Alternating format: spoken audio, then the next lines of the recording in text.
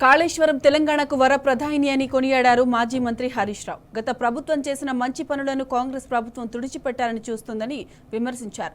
కాళేశ్వరం కుంగింది అన్న వారికి ఈ నీళ్లు ఎక్కడి నుంచి వచ్చాయని ప్రశ్నించారు. సిద్దిపేట నియోజకవర్గం చిన్నకోడూరు మండలం చంద్రపూర్లోని రంగనాయక సాగర్ ప్రాజెక్టును ఆయన సందర్శించారు. ఈ సందర్భంగా కాళేశ్వరం పంప్ హౌజ్ల ద్వారా నీటిని విడుదల చేసిన ఉత్తమ్ కుమార్ రెడ్డికి ధన్యవాదాలు తెలిపారు.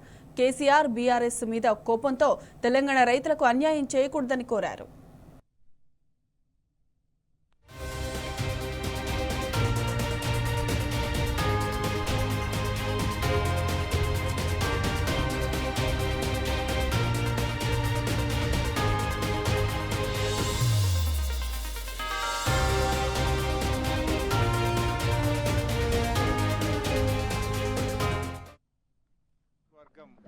రంగనాయక సాగర్ రిజర్వాయర్లోకి ఈరోజు కాళేశ్వరం పంప్ హౌజ్ల ద్వారా నీటి విడుదల చేసినందుకు ఉత్తమ్ కుమార్ రెడ్డి గారికి కృతజ్ఞతలు తెలియజేస్తూ ఉన్నాం.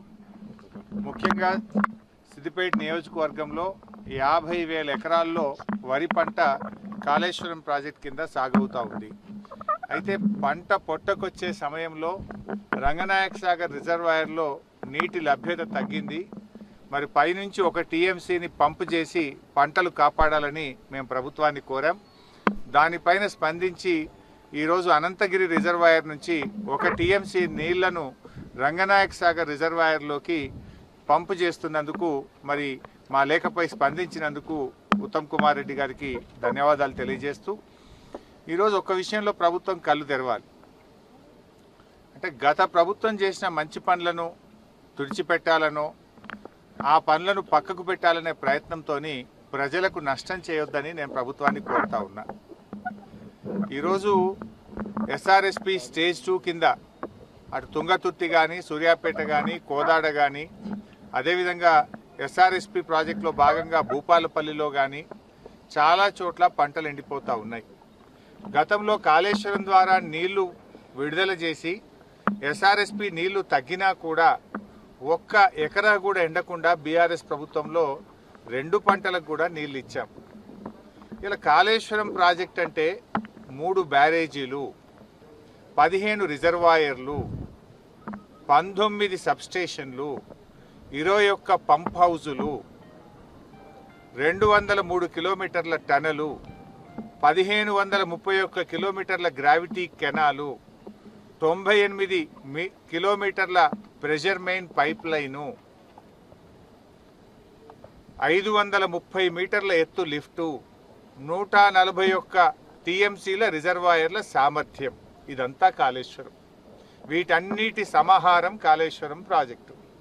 వీటన్నింటిలో 15 రిజర్వాయర్లు బాగున్నాయి, 203 కిలోమీటర్ల టనల్ బాగుంది, 1531 కిలోమీటర్ల గ్రావిటీ కెనాల్ బాగుంది, 19 సబ్స్టేషన్లు 400 kV బాగున్నాయి, 21 పంపింగ్ హౌజెస్ అన్నీ కూడా బాగున్నాయి, ప్రెషర్ మెయిన్ పైప్ లైన్లు అంతా బాగుంది, 3 బ్యారేజీల్లో 2 బ్యారేజీలు ఇంటాక్ట్ ఉన్నాయి. ఆ ఒక్క మేడిగడ్డ బ్యారేజీలో 7 బ్లాకులు ఉంటాయి. 7 బ్లాకుల్లో 1 బ్లాకులో 1 పిల్లర్ మాత్రమే కుంగింది. దీనికి మొత్తం కాళేశ్వరం కొట్టుకపోయిందని, మునిగిపోయిందని గోరంతలు కొండంతలు చేసి దుష్ప్రచారం చేసి బీఆర్ఎస్ మీద బురద జల్లి రాజకీయంగా లబ్ధి పొందినారు. సరే, అధికారంలోకి వచ్చిండ్రు. కనీసం మీకు ఇంకా బీఆర్ఎస్ మీద బురద జల్లాలని ఆ కుంగిన పిల్లర్ను మరమ్మతు చేయకుండా మీ ప్రభుత్వం వచ్చి 15 నెలలు అయింది. ఈ 15 నెలల సమయం సరిపోదా? అన్నీ బాగున్నాయి. రిజర్వాయర్లు, పంప్ హౌజులు, సబ్స్టేషన్లు, కాలువలు, టనెళ్ళు అన్నీ బాగున్నాయి. 1 బ్లాకులో 1 పిల్లర్ కుంగింది. దాన్ని మరమ్మతు చేస్తే లక్షల ఎకరాలకు పంటలు కాపాడే అవకాశం ఉంది. ఈరోజు కూడా గోదావరి జలాలు సముద్రం పాలవుతూ ఉన్నాయి.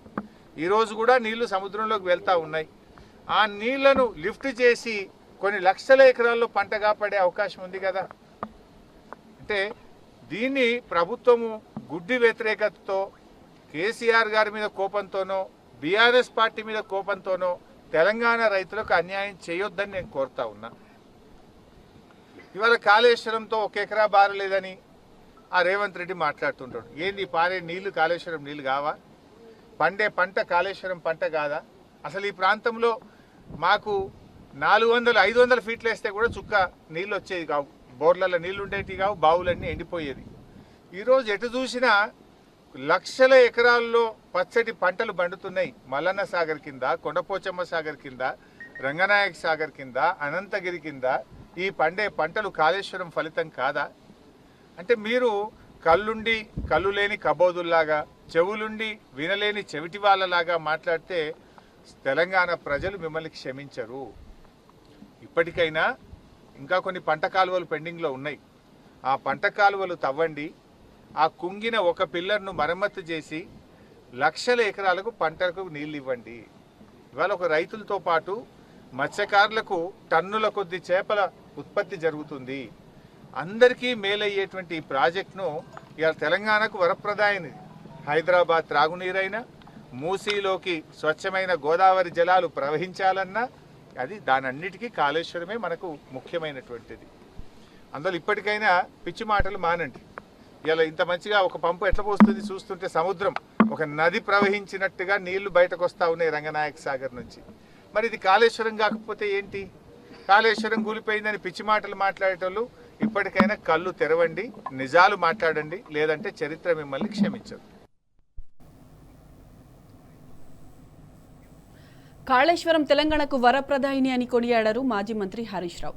ఇక ఇదే అంశానికి సంబంధించిన పూర్తి డీటెయిల్స్ మా ప్రతినిధి రంగాచారిని అడిగి తెలుసుకుందాం. రంగాచారి, చెప్పండి, సిద్దిపేట నియోజకవర్గ రైతులకు సాగునీటి విడుదలకు సంబంధించి రైతులు ఏమంటున్నారు?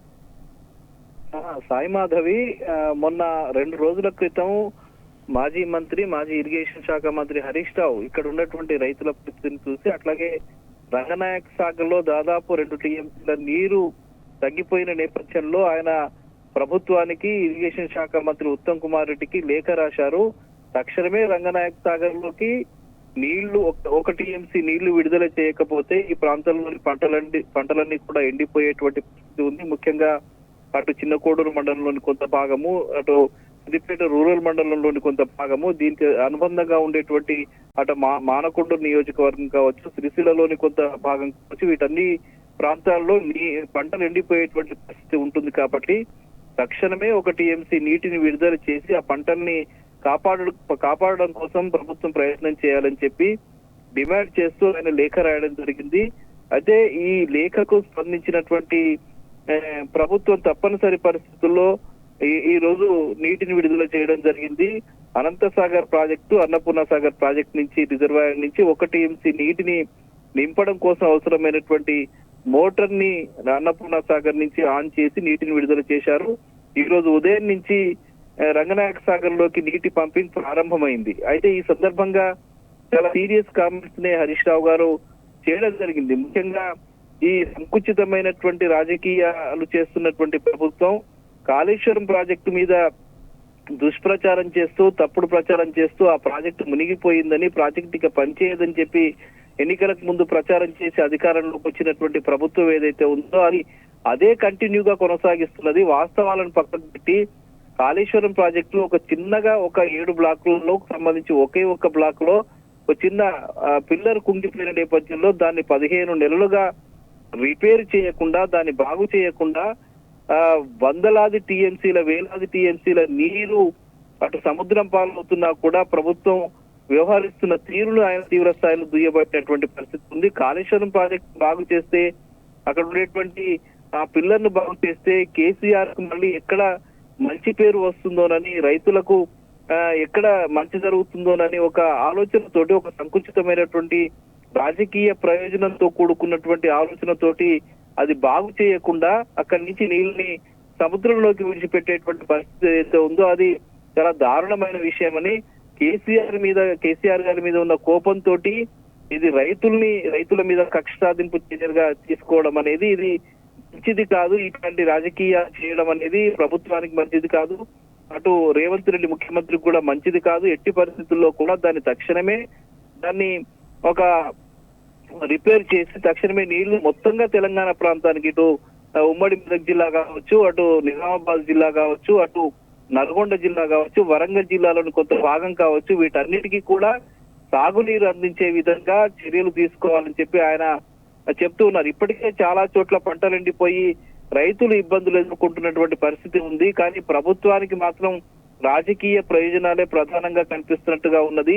ఇది మంచిది కాదు. కాళేశ్వరం ప్రాజెక్ట్ అంటే ఏదో ఒక ప్రాజెక్టు కాదు, ఒక రిజర్వాయర్ కాదు. దాని వెనక ఉన్నటువంటి నేపథ్యం ఏమిటి? ఒక తెలంగాణకు ప్రధానిగా ఉన్నటువంటి ఈ ప్రాజెక్టు ఎక్కడ కూడా ఎలాంటి ఇబ్బందులు లేకుండా పూర్తి స్థాయిలో 570 కిలోమీటర్ల లిఫ్ట్ జరుగుతూ ఉన్నది. ఎక్కడ కూడా ఇబ్బందులు లేవు. అన్ని బాగా పనిచేస్తూ ఉన్నాయి. సబ్ స్టేషన్స్ బాగా పనిచేస్తున్నాయి. ప్రెజర్ మెయిన్ పైప్ లైన్ బాగా పనిచేస్తుంది. టనల్స్ బాగా పనిచేస్తుంది. ఇవన్నీ కూడా పనిచేస్తున్న నేపథ్యంలో ఒక చిన్నగా ఉన్నటువంటి ఒక దాన్ని బాగు చేయకుండా ప్రభుత్వం, ముఖ్యంగా రేవంత్ రెడ్డి ఇట్లాంటి ఒక సంకుచితమైనటువంటి రాజకీయాలు చేయడం మంచిది కాదని, ఇలా చేస్తే మాత్రం ప్రజలు మిమ్మల్ని క్షమించరు, చరిత్ర మిమ్మల్ని క్షమించదని చెప్పి ఆయన ఈ సందర్భంగా హెచ్చరించడం కూడా జరిగింది. Sai Madhavi. Right Rangachari, thanks for the updates.